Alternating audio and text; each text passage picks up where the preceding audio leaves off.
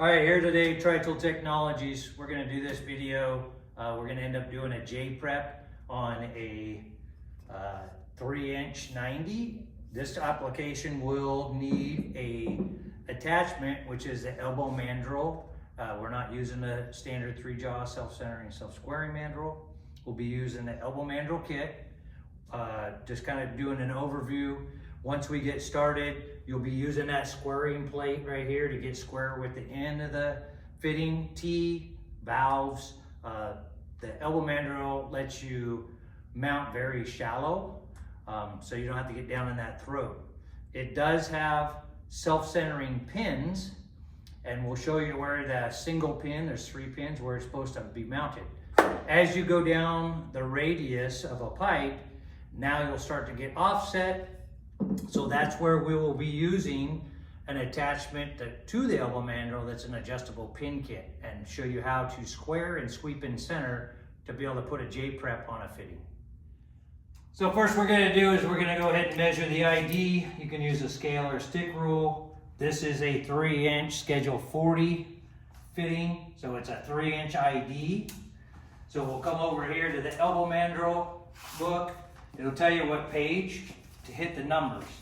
So if we come in here in our column, it'll tell you what head to use and what contact pin.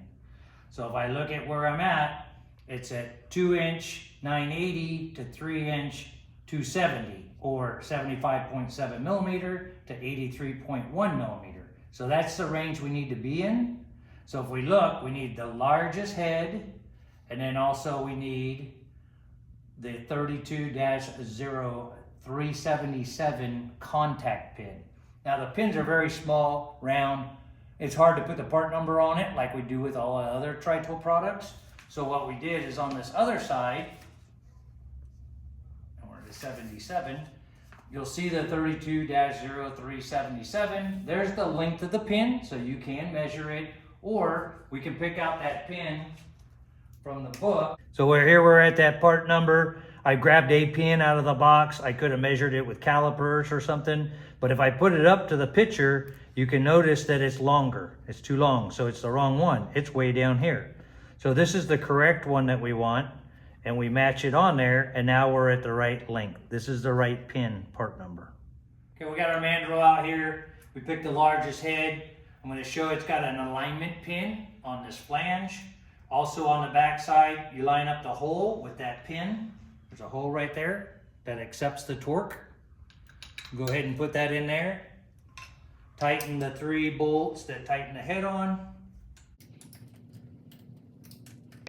Now we have those standard pins that we pulled out, and you'll notice I've already changed 2 of them because 2 are longer, one's still short. Take a small Allen wrench, bring that up. Don't remove it all the way, it's just to pull out this pin. This is the correct one we picked out manual.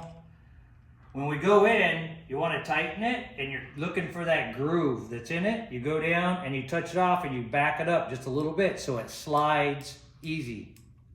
Okay? So now we have that done. We're going to go ahead and show using the squaring plate and how it will center in the proper location. But if you have to go too deep, that makes it so it's going to be off-centered, and your land on a J-prep or a bevel will not be consistent. And so if we look here, that's showing the 90 right there, and you want that one pin to be on what we call the heel, and the other 2 pins to be on this side, which we call the throat. So that's the orientation if you forget where the pins need to be. If you're really shallow mounted, you'll probably be really close to center. As we go down, and you have to be way down here due to some kind of interference inside or something like that, you're now going to start to offset, and that's where we're going to show later where we do that adjustable pin. All right, we got our squaring plate. We'll go ahead and slide that on there. You push it up. To be as shallow as you can, you got it short. You take the thumb screw, tighten it. Now we wanted that single pin, and we kind of look to where we want our torque keys for our machine if there's some kind of interference before we put it in. We don't have an interference, So we'll go ahead, we got that one side there. We're gonna hold that squaring plate up tight against the face as we snug the draw rod. Double check to make sure we didn't pull it as we were tightening it. Tighten that down. Remove this squaring plate. And you can see now how shallow you can be if you're not having to do any kind of ID work. All right, now we got our mandrel in. We got that center pin up there at the heel and then 2 at the throat. Talk about our machine today. We're using a 204 or a Surefire 4 DC 18 volt Metabo. Today we do have this available in pneumatic, electric 110 or 220. We're just using the DC version today. We'll go ahead and get that set on there and then we'll talk about some tooling. So a couple different ways with tooling that you can do to put a J-prep on a fitting or a T or valve is you can do 2 tool bits, which is your facing bit, and a J-prep bit, which has the angle, the radius, and when we make those as a match set, you tell us what your land extension is, but this is a pair. You'd have to run these together and then adjust this up and down to get the land thickness. There is the option to have a single tool bit we will make, and it has your angle of the bevel, the radius, and the facing bit all in one tool bit. So that already, all you have to stick that in there and it has your land extension, and all you have to do is adjust it on your first one to get your land thickness. Now we got that facing bit and the combo J-prep bit put in there.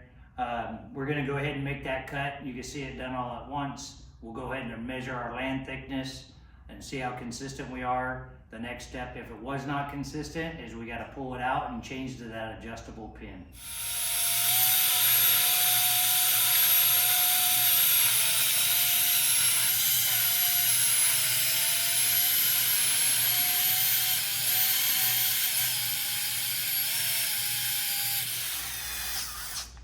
Now what we're gonna do is I'll go ahead and we'll pull back the machine, get it off this mandrel, and we'll get a pair of calipers and measure that land and see how consistent it is without using an adjustable pin kit.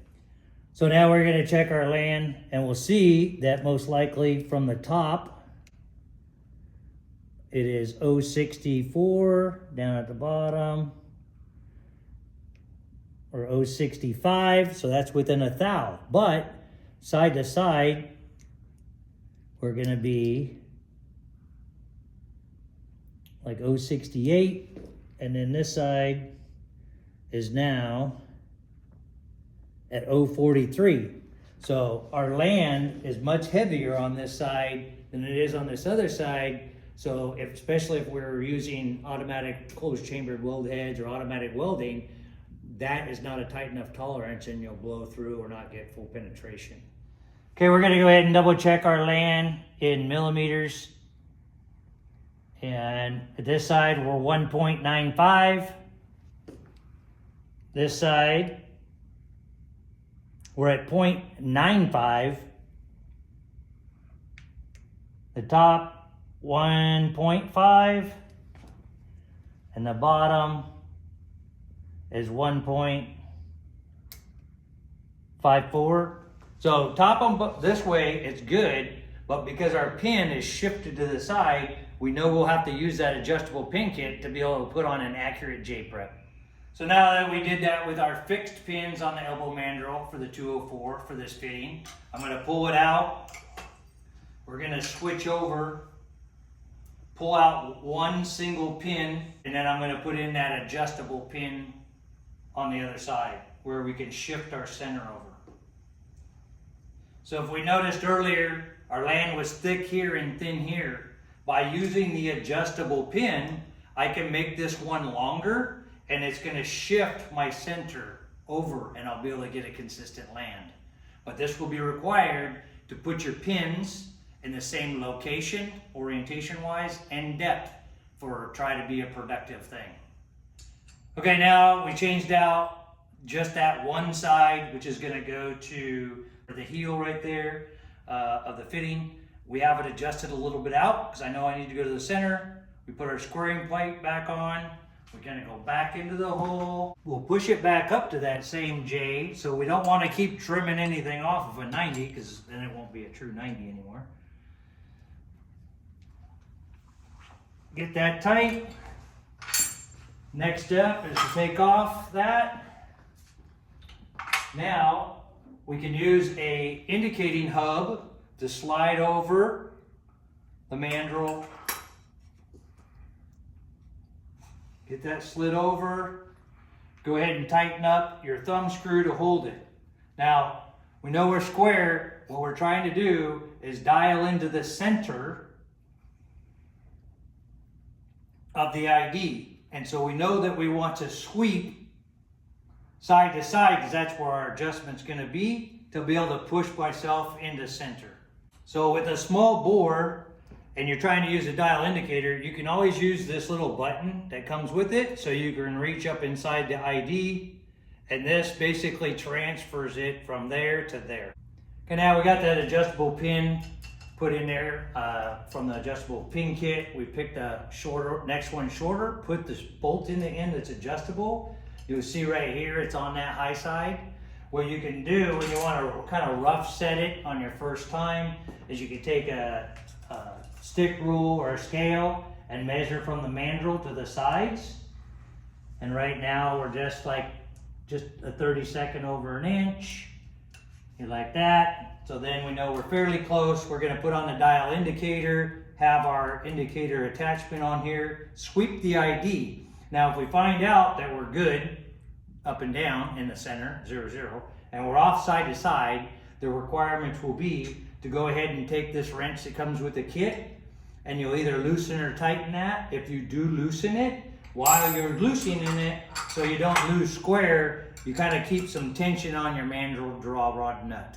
So I got my indicator up here at the top. I can just go ahead and zero it out. I'm watching the needle as I go around, and I come to the bottom, and I'm back to 0. So that way I know I'm in the center. If I go to where that adjustable pin is, and I zero it out right there, I travel around, watching the needle to the opposite direction, and I find out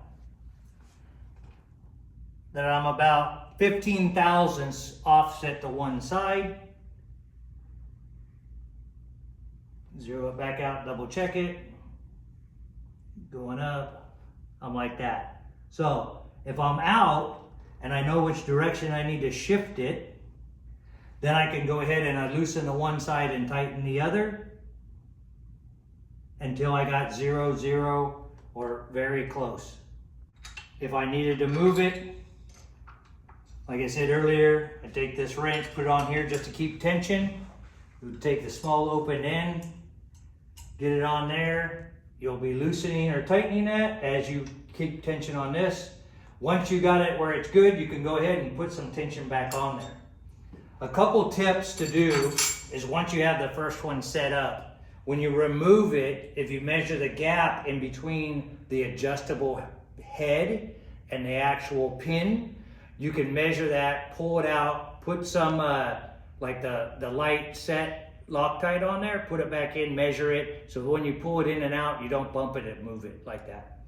So the other thing is, if you find out you have to be a certain depth, you could always build a spacer in between your head and that, so when you put it back in, that's the fastest, most repeatable you'll be.